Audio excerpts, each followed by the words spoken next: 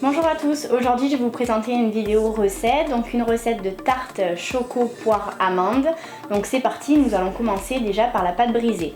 Nous avons besoin en premier temps de 250 g de farine, un quart de cuillère à café de sel ou une pincée de sel comme vous voulez, 85 ml d'huile végétale et 80 ml d'eau.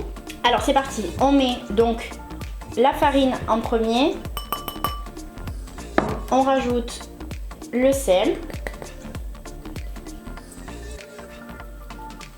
puis je vais rajouter un petit peu d'huile, ou toute l'huile, après c'est vous qui voyez. Je commande, moi j'y vais avec les mains. Vous commencez du coup à pétrir, donc vous allez voir que ça colle énormément aux mains.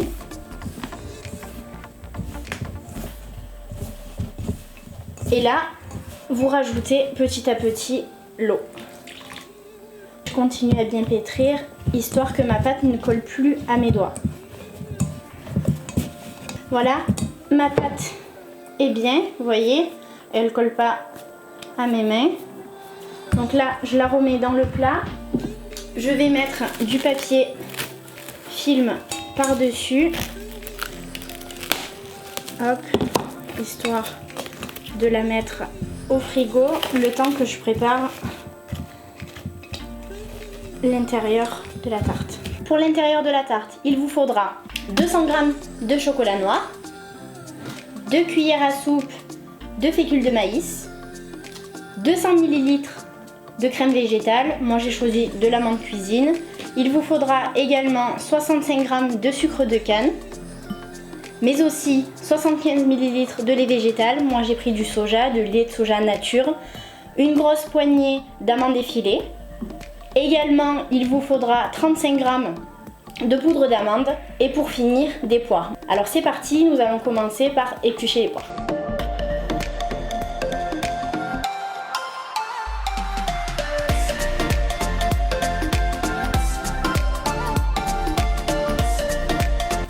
Nos poires sont coupées, maintenant nous allons les mettre au réfrigérateur et nous allons mettre notre pâte dans notre moule.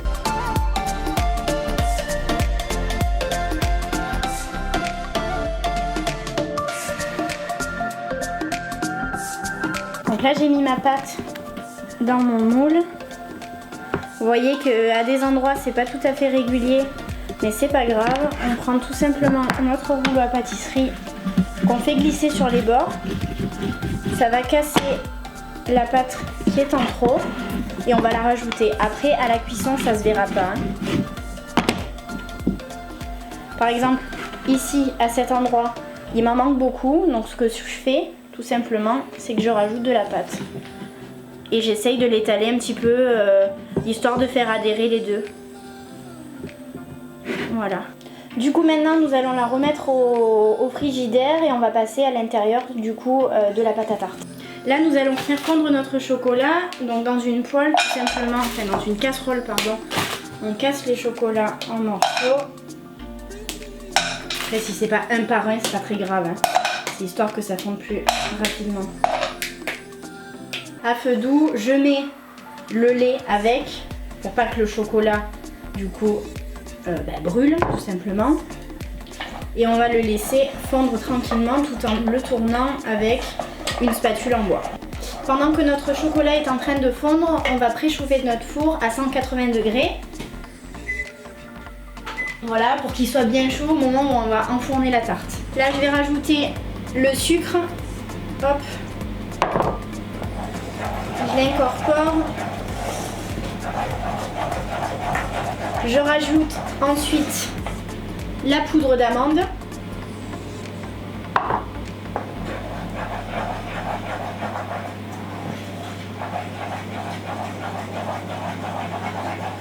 Et on va finir par la fécule de maïs qui va donner du coup le côté liant à la préparation.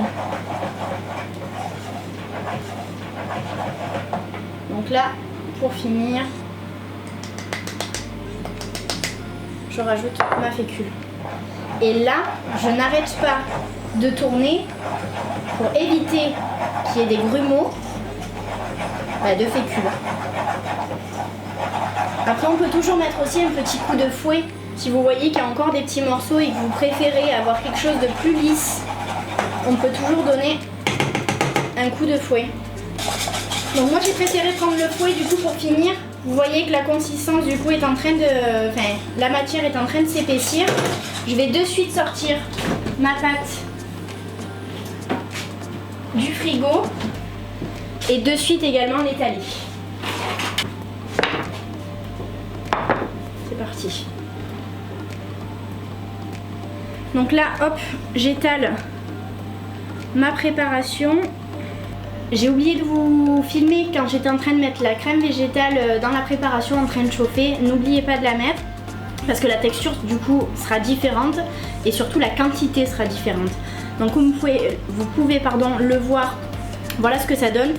J'ai fait un petit peu la caraque, excusez-moi. Essayez de le faire un peu plus proprement que moi. Et maintenant du coup on rajoute les poires. Donc on les met tout autour de la tarte, histoire de faire quelque chose de joli. Alors moi j'en ai rajouté un petit peu tout autour pour essayer un peu de cacher la misère pour le chocolat que je laissais un petit peu déborder. Normalement vous les mettez uniquement au milieu, mais bon après pour la déco c'est joli aussi. Maintenant ce que vous allez faire c'est que vous allez mettre du coup les amandes effilées en les saupoudrant sur votre préparation.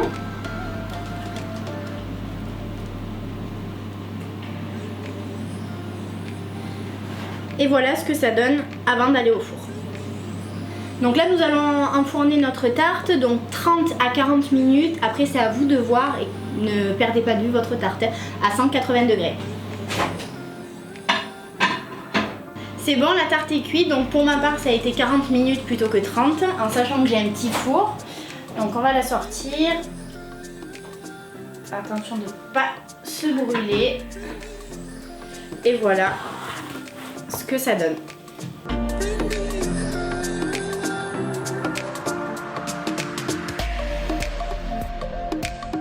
Voilà, première recette terminée, j'espère qu'elle vous aura plu. N'hésitez pas à me dire en commentaire si vous avez testé, si vous avez aimé. Je vous dis à bientôt, je vous fais plein de gros bisous.